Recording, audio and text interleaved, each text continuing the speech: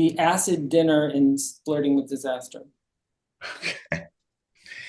And also it's a matter of keeping up with the shoot. If like I can flag up a problem, I'll do that. I'll be able to do that. It's like kind of keeping up. And also so the process is, let's say it's an 8-week shoot, then I'll be working all that time editing, and then I'll have like a week at the end of the shoot. And usually the director gets to have a breather for a week, and I'll present my assembly, which is to script, just everything. And Right. it varies. The lengths of that vary. And in general, they're usually like 2 hours and 15 to 2 hours and a half, sometimes 3 hours, depending on the story. Yeah. And then present that to the director, which is always a hard thing for them to like look at it for the first time. And Hmm. it's then we start working together towards the director's cut, which is a 10-week process. That's actually a contractual process, when you're working for a studio. Like in my early days, I did a lot of films that were indies that weren't studio films, so there wasn't the kind of structure that's involved. But Hmm. the structure of a studio film is, as I was saying, working through the shoot, presenting an assembly, working on the 10-week director's cut.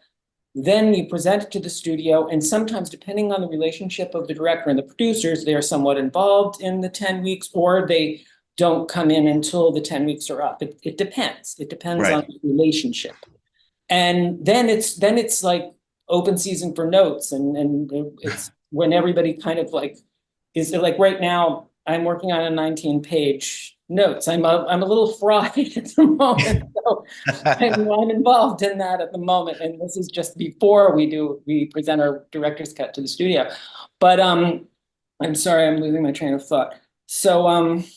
So the process, meaning, so then that 10 weeks, it's presented, then everybody's involved in like having input. And during that time, you're also working with visual effects, sound, music. And so I'll do a lot of temp music myself, and music editors come on, and composers are hired, and we work together and such. And visual effects depends on the film. Like on a film like Nyad, visual effects were huge. The Right. water, I mean, they shot in a gigantic tank in the Dominican Republic, which was like 5 feet deep. Yeah. And it was like, and they had some machines to make a little movement of the water, but nearly, I'd say 80% of the shots in the water are enhanced. And there's Wow. some very specific, there's the name of Weta is the name of one of the vendors that we used, they just know water. They know how to make water, and it's just Hmm. amazing. But the brilliant Ms. Benning, who was like just had she spent a year training, and she Yeah. had an amazing stroke. Her stroke was so strong, like a marathon swimmer, and she led that rhythm, and Hmm. the visual effects kind of followed that. And that was fun. That was a fun one. But okay, so I'm getting ahead of myself. So process wise, then previews start, and you start exposing it to, during the time, like during the director's cut, you'll have some friends and family screenings, but they're Hmm. usually people that sometimes people that have no understanding of the story, and then you get some feedback of what might be confusing. But when you have your previews, that starts the whole process of like getting towards a lock and an end. And then it's like, then when you're locked, when you're picture locked, you're ready to mix all the sound, all the music, all the visual effects. Everything has to be brought together, and a sound mix on a fairly large film, something 40 million above, is like a 3-week process. And it's really fun, that it really brings a lot of things to life, which is great. Hmm. Wow. It's you've got to have I'm assuming you have to have a thick skin to be an editor. Just Oh hearing, God, yeah, like you could put a pin like 3 inches in, and I don't feel a thing. just hearing about all the notes and everyone putting in uh, their and ideas. the personalities, I don't Yeah. even go there. I can't even, I just don't, I don't work that way. I work as a divorce lawyer. I have some people working for me. We get input and then I make the final decision and we move on. Now, that's obviously not a creative endeavor or making anything as complicated as a film, but I don't know that I would be able to take all that feedback. Well, to tell you the truth, the way it does work too is the early on when you're working on things that like an indie film that's like on Metropolitan, that was a budget of 235,000 with its 35 millimeter blow up. We had complete and total freedom. There were Right. no stars to deal with. There was no studio to deal with, and that went with other things like kids and with Gamma. There are ones with freedom, but when you're talking about movies that are $50 million to $125 million, it's like there's a lot to answer to.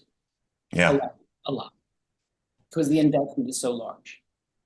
Sure. And then how heavy of a responsibility do you bear in trying to make sure that the film turns out a certain way?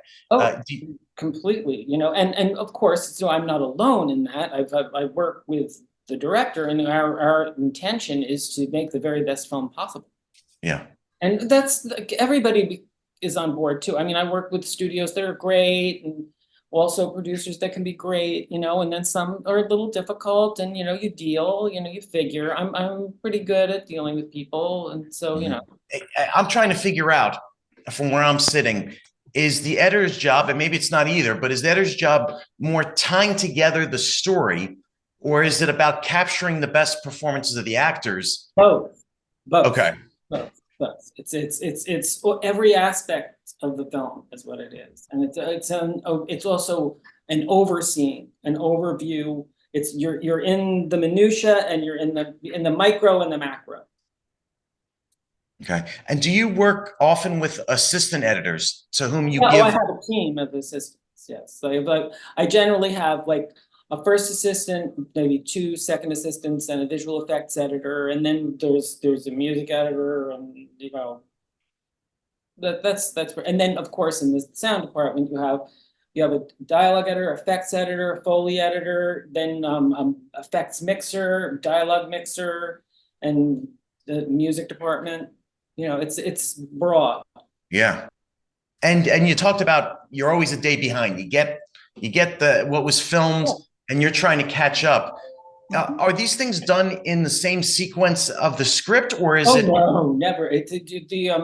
Well, rarely. I mean, right. It's a real privilege to be able to do that. I've been in some situations where, like in The People versus Larry Flint, we did a pretty, because Milos had a lot of power. We were able to do a lot of things in sequence from there to keep that momentum. But generally, the production people, their responsibility is, schedules, and the schedules, like you'll have actors that are only available certain times. You'll have all kinds of, there are many factors that come into play with, and so generally I'll be getting, the scenes won't, and also there's locations. So, certain scenes of certain locations will be shot probably mostly together, and they'll be like scene 24, scene 45, scene 3, you know what I'm saying? So it's like there's many factors in that. It would be very, very expensive to do it scene by scene, and that would be, it's not theater. Sure. Did you ever have a film where just doing your job as the editor was extremely hard to get through emotionally? Moneyball was tough. It was very tough. But that had it was a great experience, but it was